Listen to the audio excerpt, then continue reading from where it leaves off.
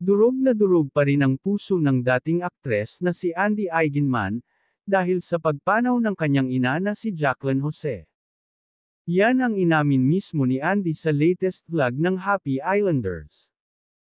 I have been going through a difficult time in my life lately. My nanay, she passed away and things have not been easy. Kung matatandaan, noong March 2 nang pumanaw ang iconic actress sa edad na 60. Noong March 4 naman ng personal na humarap sa media si Andy upang ipaalam sa publiko na atake sa puso ang sanhi ng pagkamatay ng kanyang mahal na ina. Sa video, ipinaliwanag ng anak ni Jacqueline, na kaya niya binuo ang Happy Islanders vlog, ay para maging updated ang kanyang pamilya sa mga nangyayari sa kanyang buhay. You know, my mom has always been the biggest Happy Islanders fan. And the whole purpose of me creating that vlog was also being away from my family.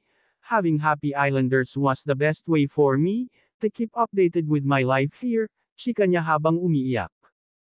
Dagdag niya, my nanay been my biggest fan with everything that I do, and she loved watching Happy Islanders and our videos all the time. Patunay riyan ang natuklasan ni Andy sa phone ni Jacqueline Jose, kung saan ang huling pinanood ng legendary actress sa YouTube ay ang last video ng Happy Islanders. Bagamat masakit pa rin para sa celebrity mom ang pagkawala ng kanyang mahal na ina, sinabi ni Andy na nais na niyang pagtuunan ng pansin ang sariling pamilya.